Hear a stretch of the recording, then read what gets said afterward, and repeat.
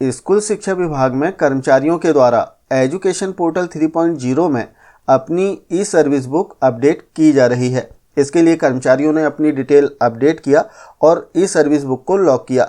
Lock कर देने के बाद में अब ई सर्विस बुक का जो सत्यापन है, जो वेरिफिकेशन है, वो संकुल के माध्यम से किया जाएगा और इसके लिए जो ऑप्शन है संकुल के लॉगिन में दे दिए गए हैं। जैसे आप देख सकते हैं ई सर्विस बुक वेरिफिकेशन का ऑप्शन संकुल के लॉगिन में दिया गया है। तो आइए देखते हैं कि संकुलों के द्वारा कर्मचारियों की जो ई सर्विस बुक है इसे कैसे सत्यापित करेंगे। साथ ही हम देखेंगे कि जिन कर्मचारियों की डिटेल त्रुटिपूर्ण लॉक हो गई है तो इसके लिए कैसे कार्य करना है। तो इसके लिए सबसे पहले तो हमें किसी भी ब्राउज़र में एजुकेशन पोर्टल 3.0 को ओपन करना है और इसमें अपने यूज़र नेम और पासवर्ड से लॉगिन करना है। ध्यान रखें, यहाँ पर यूज़र नेम आप अपनी संस्था के यूडाइस कोड से लॉगिन नहीं करेंगे, बल्कि आपको अपना जो यूज़र नेम है, संकुलों को अपना यूज़र नेम अलग से प्राप्त हुआ है, उस यूज़र नेम और पासवर्ड से आपको इसमें लॉगिन करना है। अब जैसे ही हम लॉगिन करेंगे एक नया इंटरफेस हमारे सामने आ जाएगा, जहां आपको एम्प्लॉय डायरेक्टरी को ओपन करना है। एम्प्लॉय डायरेक्टरी ओपन करने के बाद में ई सर्विस बुक का जो ऑप्शन दिया गया है इसे ओपन करें और सेकंड ऑप्शन इसमें दिया गया है ई सर्विस बुक वेरिफिकेशन का, इसे ओपन कर लें। अब यहाँ पर आप देखेंगे कि जिस स्कूल के कर्मचारी की ई सर्विस बुक आपको अपडेट करना है या फिर वेरीफाई करना है, उस स्कूल का चयन आपको यहाँ से करना है। जैसे हम क्लिक करेंगे, ड्रॉप डाउन लिस्ट में सारे स्कूल, आपके संकुल के अंतर्गत जितने भी स्कूल हैं उन सभी के नाम आ जाएंगे। तो आपको स्कूल का चयन करना है और सिंपली सर्च पर क्लिक कर दें। यदि संबंधित स्कूल के कर्मचारियों ने अपना डेटा लॉक कर दिया है तो यहाँ पर सर्च करने पर उनकी डिटेल आ जाएगी, और यदि लॉक नहीं किया है तो नो रिकॉर्ड फाउंड का जो एरर मैसेज है वो आ जाएगा। तो हमने स्कूल का चयन किया, सिंपली हम सर्च पर क्लिक करते हैं।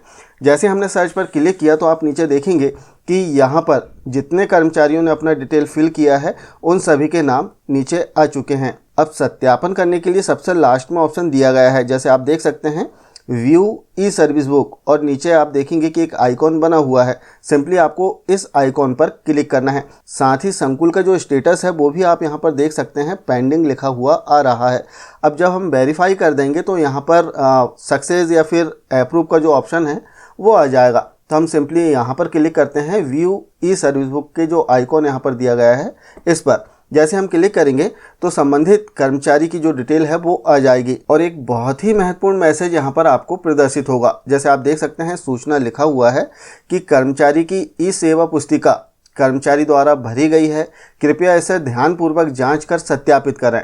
यदि कोई जानकारी सही प्रतीत नहीं होती है तो संकुल के द्वारा एक बार अद्यतन किया जा सकता है। यहाँ पर ध्यान देने वाली बात है कि संकुल के द्वारा केवल एक ही बार इसे अपडेट किया जाएगा, और यदि आपने वेरीफाई कर दिया तो दोबारा इसमें अपडेशन का कार्य संकुल के द्वारा भी नहीं हो सकेगा। आगे इसमें लिखा हुआ है कि कर्मचारी का डेटा एक बार सत्यापित होने के बाद संकुल द्वारा पुनः अपडेट नहीं किया जा सकेगा। कृपया डेटा को ध्यानपूर्वक जांच कर सत्यापित करें।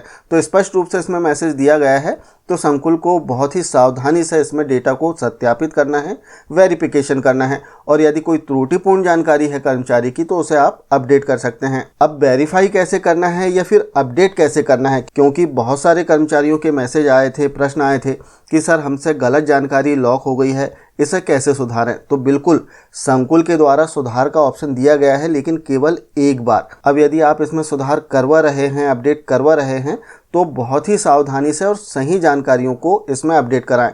हम यहाँ पर ओके करते हैं और देखते हैं कि वेरीफाई कैसे करना है।